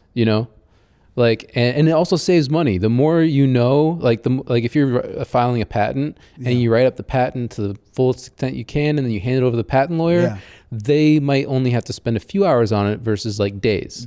Yeah. And I think of like the prisoners who represent themselves sometimes. Like those stories always fascinate me. Like a prisoner represented themselves, appealed their own case, and then won their own freedom by learning law while they were imprisoned, right? Yeah. There's only been a handful of those cases, but they've happened, right? You look into history and it's happened numerous times. And I've always wanted to like interview somebody who's done that, because I want to know, like, man, what did you learn? What did you find out that you are able to speak this language and then speak to a judge, speak to a jury, and win your own freedom, right? Yeah. And it's like that doesn't just apply to prisoners, or it does in the sense if you think of the fact that we're in our own matrix prison open out air here. Prison. Yeah, we're in our own open air prison. It's like, when are we gonna do what they do, which is learn the law and then represent ourselves and then find our own way to freedom, because it's possible. It's so like possible. It's doable. Also, we talked about seeking out the similarities between the different groups and not seeing values. The shared values. Yeah, the shared values. Not seeing, like, if you see somebody, if you're a Democrat and you see a Republican, not going, Republican, but going like, oh, well, what are your values? Like, how do we like take our values, put it on the table, create a Venn diagram, and go, all right, well, let's go after these values.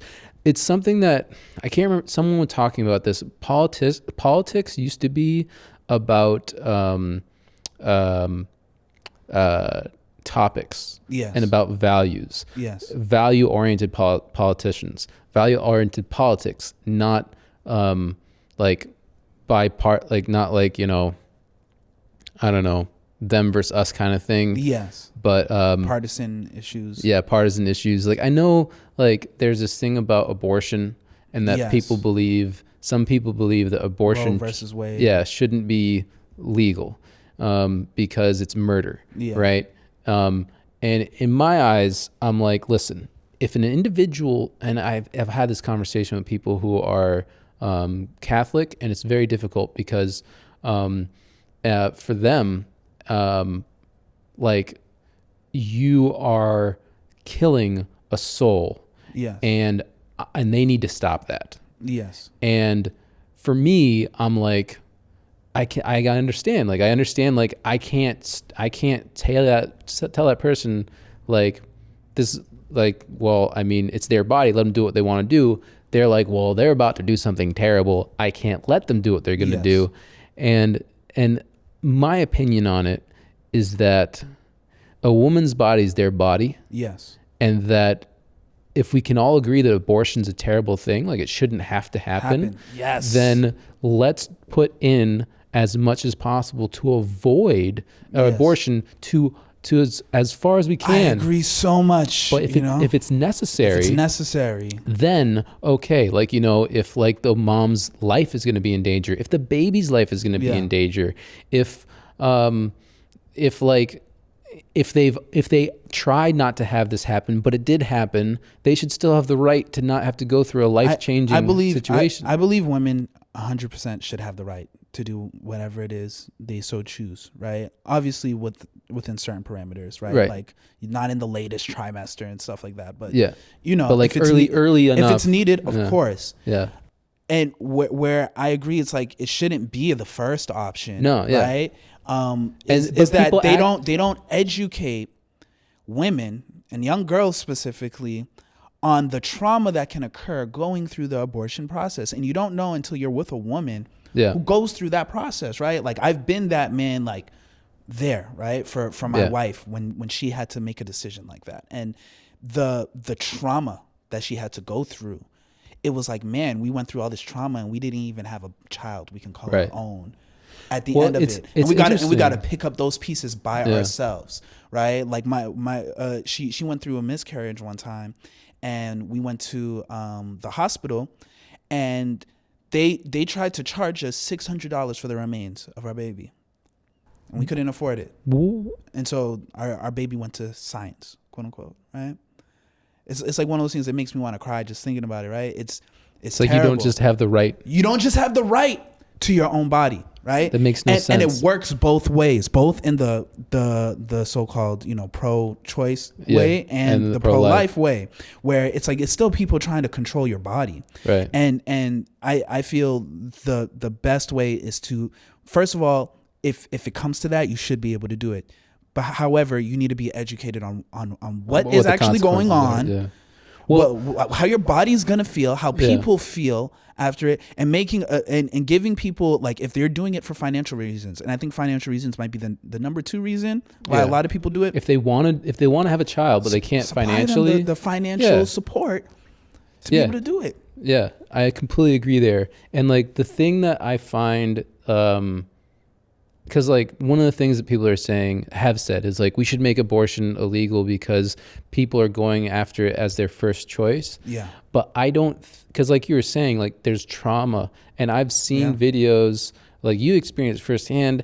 I've seen videos of women talking about it, like an abortion ending. It's not fun and it's not great. No. And even the Plan B pill is terrible. Yeah. Like the way they feel. Like I had a girlfriend who had to take it, and she felt horrible afterwards. So I'm just like, nobody is going, hey, what did you do last weekend? I got another abortion. It was fantastic. You know, I've seen some people talk about it like that before. Really? And it's just like, yo, that's just irresponsible. At least if you're going to talk about it like that in front of children. Yeah. Because you just should not sell children on that false idea. Yeah. That is just a harmless, like, oh yeah, like I just went to the doctor and just got scraped out. Like dumb. Like no, it's not that simple. Yeah. It's not that simple. And you know, when you look at the origins of it, That it started from Margaret Sanger, right? She was the one who started Planned Parenthood.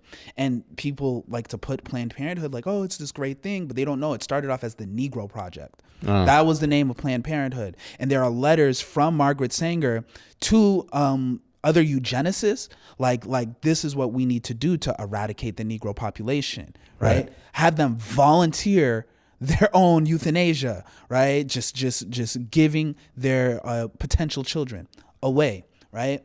And so it's like there are people to this day who still champion Margaret Sanger, and it's like, do you not know who she was, what she did? You call yourself an anti-racist, and yet you support an entire organization that was designed to erase a people, and still does today, right? Because more deaths happen through for Black people through abortions than anything else, than gun violence, drugs, etc. More Black babies are dying from abortion, right? And so it's like, as I said, I do believe everybody should have the right to do whatever they need to do. But understanding those dynamics will make people make different choices, and they don't do that. I think, I agree there. I also think that like sex education is not taught well enough. And like, cause like if from a religious perspective, it's, well, just don't do it. And I'm like, that's crazy. It's crazy. Yeah. It's like, oh, that's crazy. Like, it's like the dare, like don't do drugs. It's like, just say no. It's like, all right, Barbara. I think more people did drugs in the dare era than any other era. They're like, oh, this isn't really working. As soon as they legalized it and dare wasn't a thing anymore, people were like, yeah, well, smoking weed's kind of boring, huh? You know? Yeah.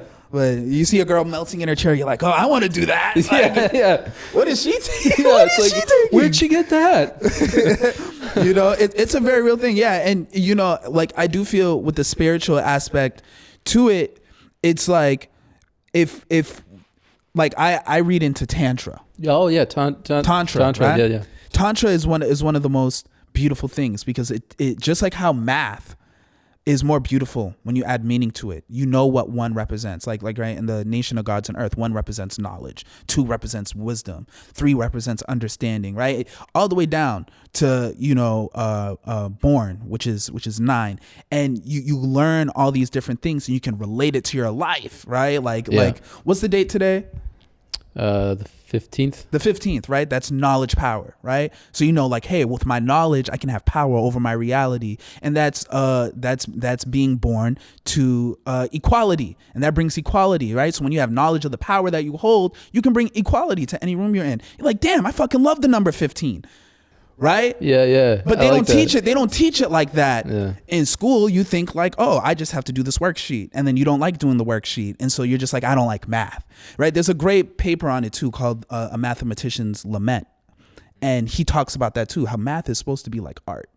But because they don't teach it like art, people don't like that. And they would rather do art than do math. Right. But if they taught sex ed like Tantra, like this is the That's fundamentals. A great point. I never even thought about that because you know? like I'm just thinking like, oh, they need to teach like, you know, safe sex practices. Yeah. But like another level is like, this is Tantra. This is what the spiritual aspect. This will elevate you and your life, and who you do it with is significant. So choose wisely. Yes. Right. And you can't just let whatever energy mix with that. Yeah, becoming one with your body, building kundalini. Yeah. Right. If I was a young kid and I learned about that, I'd be like, whoa, not only does this sound fun, this is something I'm not going to want to abuse because I know it's something powerful, it's something holy, it's something sacred. Right. But we don't have that. Right. A woman will come and she'll bring a banana and she'll be like, hey, this is how you put a condom on. And then you're just like, I don't ever want to use a condom. It's like, you know what I'm saying? You know what I'm saying? It's like who is that helping? Who is that helping? I don't know. Bananas. Yeah, the banana population. Like, I don't want a condom, but I kind of want a banana. Do they have that in the cafeteria today? You know what I'm saying? Right. Some women go home, they're like, I'm going to go fuck a banana.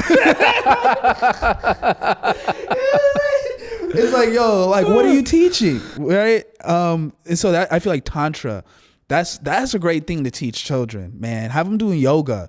Like really learn their bodies. Because that's really what it is at the end of the day, becoming one with your body, and then have somebody else becoming one with their body, and you sharing that oneness with one another, and you too become one, right? Like, that's what it's about. But you don't teach it that way, people are going to exploit it. Yeah. I realize there's two people in this world when it comes to sex. And, there's people who have three. I'll say three people. People who have knowledge of self, knowledge of their body, and therefore they have great sex and a good relationship, a healthy relationship with sex. No matter monogamous, polyamorous, whatever, they have a good relationship with it. Then there are people who have been traumatized from sexual assault, molestation, right? Things like that. And they have a complete negative relationship with sex. They don't want, like, there are people who are asexual. They don't have a sexual bone in their body. They don't want to hold hands. They don't want to kiss. Intimacy is a complete turnoff for them, right? If I live in a house with my partner, we got to be in separate houses. Like, I don't want to live in the same house with them, and then maybe I'll get married. Like, and a lot of these things come from trauma responses. So they never get a good relationship with sex. They always, and some of those people actually end up, if they're not asexual on that extreme end, they're on the opposite end. They only associate it with pain. Okay. You gotta slap me, spit in my face, pretend you're slitting my throat. This happens. Somebody told me a story about that. Pretend they're getting their throat slit. You have this rough, violent relationship with sex because that's all you see it as from your traumas that were seeded in you. And then there's the last one where it's like people become overly obsessed with sex, and they're just like, so sex. Sounds like kink, like, because like there's a kink community. Yes. And I know people that are into kinks. Yeah. And I'm just like, I mean, like, everybody. I think, like, to a certain extent, yes, like some people, this comes about from trauma. Yes. And then there's some people, it's just their interest. It's just their thing. And so I think that about a lot of things in our society. Like we should make sure that, is this coming from a bad place? Yes. And address it. And like, if it's not, and it's like, all right, great, have at it. Yeah. But like, if it is coming from a bad place, we should try to help them. Yeah. And like, I feel like a great example is, some women are like tomboys. They just like to wear baggy clothes. Yeah. Some women have been sexually assaulted and somebody told them, oh, it was because of how you dressed. And so they wear those baggy clothes. So they don't want nobody looking at their body. They're wearing baggy clothes all the time. Yeah. Me learning something like that really saddened me. I'm like, wow, like that's really effed up. Our society has gotten to the point where people aren't even comfortable showing their own bodies, right? Right. And it's like, it shouldn't be like that. But it really starts with our unhealthy relationship with sex and us growing to have a more healthier relationship with it. But adding some type of, and this is where my, I guess, opinion comes in. I feel like having some type of spiritual association with sex will help you maintain a healthy relationship with it. Whereas if you do see it as this lifeless thing, then you do get obsessed with it. You can become addicted to it, right? And now you're watching pornography all the time. Anybody that you have sexual relations with, it's this no emotion, completely detached. I'm just having senseless sex. Yeah. Right. If I get an STD, I'm not even sure if I'm spreading it because I'm just having so much. And then it deteriorates not only that person, but the relationships they have with others. And it creates more trauma in this world. Right. Because they're spreading the trauma to other people. They're spreading the trauma to other people. Yeah. It's one of the most powerful energies in the world. And the fact that it can either create life or destroy life isn't talked about enough. We'll talk about the create life, but we don't talk about how, like, sex can destroy lives. Right. Yeah, so I guess like we just need more education like that we need better sex education that goes beyond. I think there's like talking about safe sex and like, teaching people about the importance of that. And then going deeper and talking about that spiritual element and the powerfulness of sex and how it's this powerful. And I think like one of the reasons that we don't go there is because it's a taboo thing. So we're just like, hey, let me just like glaze over this. So like, safe sex. There's condoms. All right, moving on. Yeah. Like they don't want to spend a lot of time on it because they're like, oh, just don't touch that. Okay. Yeah. And mind you, the U.S. Like there may be a handful of other countries, but the U.S. is the biggest culprit in that. Yeah. Some nations have a great relationship with sex. You know, like they'll literally teach their children young about it. The children aren't interested in it until they're old enough. They build healthy relationships with sex, no matter how they want to have their relationship dynamics or kinks. And there's less trauma in their society associated with it. Whereas over here, it's like, oh my God, you're showing your ankles. You know, you're a slut, right? And then people internalize it, and then they think either A, like I should be ashamed of this thing, because I don't want people to call me a slut, or they internalize it and they're like, hey, call me a slut now. Right? And then they become this extreme, slap me. They become this extreme archetype of what they think a slut is, right? Yeah. And it's like, why can't it just be like, when you know, I'm going to the beach and I take my shirt off to go in the water, like that's not a problem for me as a man. But if a woman does it, oh my God, there are children around, cover your breasts. Like Americans are the only ones who are weird like that. Right. Yeah, because they're just like, oh my God, children are only allowed to see that for a certain period of time. And then after that, no. Right? And it's like, that doesn't make sense. That's a human body. Yeah. And why are you like, I mean, you're high-key I sexualizing. personally would be way happier if we allowed that to happen all the time. I mean, like, just let it happen. It's good for us. It's great for us. It's great for us. You know, big titties, small titties. You know what I'm saying? Just all sizes. Just let them out. Let them all hang, right? Let them all hang out. Can we just hang? Yeah. Can we just hang? You know, but it's one of those things, like, right? We can laugh at it, but it's like, we have a problem with sexualizing things, and then acting like we're being righteous about it. Like, I don't want my kids to see that, but it's like, your kids aren't sexualizing it like you are. You're the one who's seeing it in a perverted way. Yeah. I mean, if there's kids that will see like a glorious body and be like, oh, fantastic. But this is what stops a lot of people from sex education. They think it will corrupt the minds of children. And sure, there are certain things that like children shouldn't know. I'm a huge advocate in protecting children, 1,000%. I'm against child trafficking, human trafficking, traffic in the street. I'm against all of it. Anything related to traffic and children should not be combined. Combined, right? However, I look at it like, you know, part of protecting them is giving them the knowledge on how to navigate sex in their life. So, and seeing it from a non erotic point of view, seeing it more from that spiritual point of view. Yeah. So then they know, hey, this is something I have to spiritually discipline myself in. So when I'm old enough to do it, I do it right. And it's a rite of passage. So you said that there's certain things you think we should protect kids from knowing. Yes. What do you think we should protect them from? Anal, like, you know, say like, there's something kids shouldn't know about that. They'll know it exists. Just be like, you might want to avoid that. I mean, I have a son, like, yo, that's for pooping. Like, that's all you should know. If anybody tells you otherwise, they're crazy. Don't listen to them. For me, I'm very much so not with the anal aspects, because I'm just like you said, like, you know, it's for pooping. I'm just like, I'm just gonna stay away from that. Everybody else is free to do what they want to do, but me personally, I'm like, nah. Yeah. So have those conversations to wrap it up. You can have those conversations though, where it's like, yeah, when a man and a woman, or a man and a man, or a woman and a woman, when they get together, they're intimate, they have a care for each other that goes beyond what you just have with your friends or your teacher or your family. You know, this is what people do, right? And the children will grow up and learn those other details later on.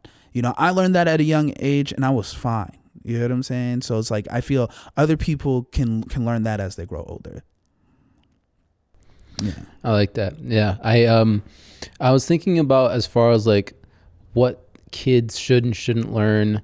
And I know that people are like, we need to protect the kids. But I'm like, if we look at it from an evolutionary standpoint, like, you know, kids were around death at a young age. And I think it teaches people a more appreciation for life. Yeah. But like, we can get a deeper dive in that another day. But to wrap up the conversation, because my batteries are dying. Yeah. And I think I should invest in a couple more batteries. Yeah. Or like figure out some way to power these externally. Yeah. Which I actually do have. I just didn't bring it with me. I do feel, you know, like outside of the whole, you know, sex conversation, you should speak to children like adults. You know what I'm saying? I've never been like how you doing, you little baby? Like, no, like, I speak to my son. I'm like, hey, how was your day? What did you dream about last night? What do you want to eat today? You know, like how I would speak to you. And that gives them a level of respect that they appreciate. They learn faster from, they learn more from, and they learn how to extend that respect to others instead of looking down on others. Like we a lot of the times look down on children. I feel children are the least protected people in our society because they are not allowed to consent, which puts them, not to say that they should, but because they are not allowed to consent, people prey on them and use that to their advantage to put them in all types of crazy situations. You have to go to this school. You have to see this doctor. You have to wear this. You have to act like that. You can only do this. You can only do that. And we pray and we will that the parents always have the best intentions for children. And parents don't always have the best Parents intentions. don't always have the best intention for their children. Like we don't have a like, all right, you're going to have children. Well, you need to go through this education and learn about this and learn about that. Like, all right. So this has been a wonderful conversation. Yes, we talked about so many things. We didn't get around to healthcare and stuff like that, or prison reform, but we did talk about. I mean, we talked about reproductive rights. So we talked about reproductive rights. Yeah, it's a healthcare aspect. So, you know, thank you for tuning in and listening to these conversations. I think we've covered quite a few things. We talked about, you know. Again, we talked about like, you know, healthcare. We talked about reproductive care. We talked about education, land access, governance.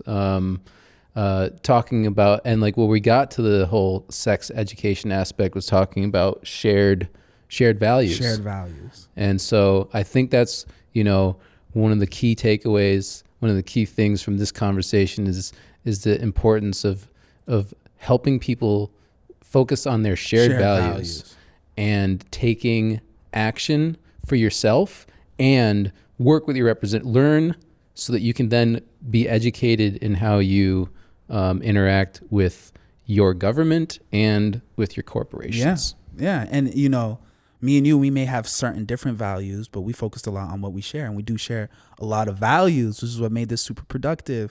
And I can add value to your values. You can add value to my values, right? It's called values for a reason, because that's what creates abundance in a society, the value that it has and appreciating that value, right? And so, yeah, I appreciate you, man. I appreciate you too. Yeah, and it was awesome to be here and join you for this talk. Yeah. Oh, do you want to say your name? I'm Terry Borderline. You can Google Terry Borderline. My music will come up.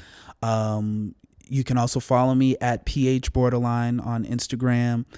See my stuff on there. I just dropped a new song called Retrograde with Monk's Temple Records. So definitely check out that single. And we're going to be at the Rockwood April 19th for a show. So you can catch me there soon. Yeah. So that's going to be dope. Word. Yeah. Awesome. Yeah. All right. Well, thank you for tuning in. This has been Talking Solutions. We got to talk about the solutions. We got to talk about them, implement them, and act on them. Yep. Yeah. Yeah. Peace and bliss. And manifest, you know, it really starts from within. We have that change. So yeah. Thank you, man. This was good.